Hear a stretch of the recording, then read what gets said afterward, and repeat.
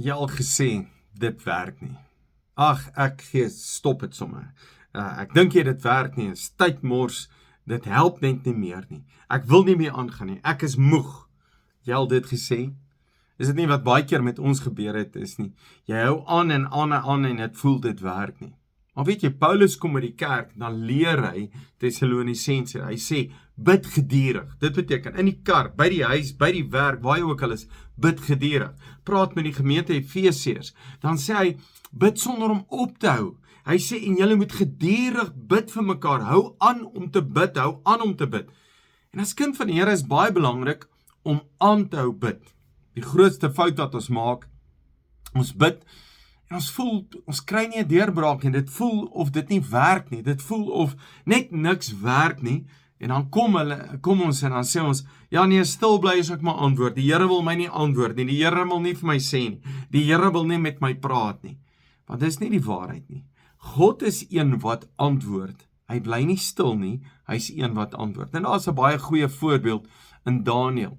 Gaan lees 'n bietjie die boek van Daniël van hoofstuk 10. Nou Daniël, terwyl hy besig is om te bid, dan kom die engel, en die engel verskyn aan hom en sê vir hom, Daniël, van die eerste oomblik af, wat jy gebid het God ja gesê, en hy het my gestuur om die antwoord vir jou te gee.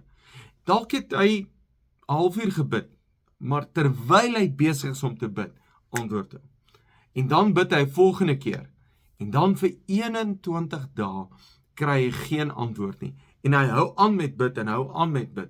En terwyl hy bid, die volgende oomblik, toe verskyn die engel aan hom. En ek lees dit vir jou, Daniël 10 vers 12, en hy sê toe vir my, moenie bang wees nie Daniël, want van die eerste oomblik af dat jy jou ingespan het, om insig te kry en jou voor jou God te verootmoedig, is jou gebede verhoor. Van daai eerste oomblik, ek het gekom 'n antwoord op jou gebede. Maar dis nou 21 dae later. Maar die vors van die koning van Persië het my 21 dae lank teëgestaan. Maar kyk, Michael, een van die belangrikste vorste, engele, het my te hulp gekom en ek was oorbodig daar by die konings van Persië. So daar was 'n stryd tussen die bose en die heiliges, tussen die vorste van die lig en die engele, die serafs, en die engele, daar was 'n geveg, aartsengel, wat die duiwel hou hulle teë. Nou, ek luister na Andrew Hommick en sê iets oulik, hy sê die eerste keer toe Daniël bid, en hier sit die duiwel lekker agteroor, woep, is die engel hier verby, en die duiwel sê, wat gaan hier aan? Hy sê, in die tweede keer, toe hy hom teë. Nou, wonder ek, hoeveel keer word jou gebede deur die duiwel teëgehou? Want hulle kan God nie keer nie. Jy bid en God antwoord, dadelik. God is nie stil bly nie. Hy antwoord jou. Maar ek dink baie keer hou die duiwel ons gebede teë en dan raak ons moedeloos.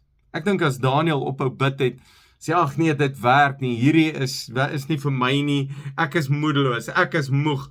Ek kan nie meer aangaan nie. Kan ek jou sê, dis 'n leuen uit die put van die hel uit. Dis die versoeking van die duiwel, dat jy nie moet aangaan nie, dat jy moet ophou. Maar ek wil jou aanmoedig, hou aan, hou aan, hou aan, hou aan. Hou aan om te bid, hou aan om kerk toe te gaan, hou aan om jou tiende te gee, hou aan om die Here te soek, hou aan om God te verheerlik, hou aan om te sing, hou aan. Want jy moet besef, die duiwel is teen jou.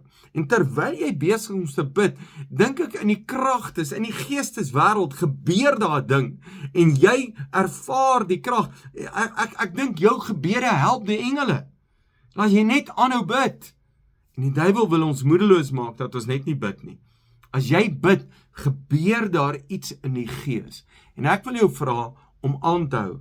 Ek kry ook 'n versoeking, stop hiermee, moenie meer aangaan nie, dis verby.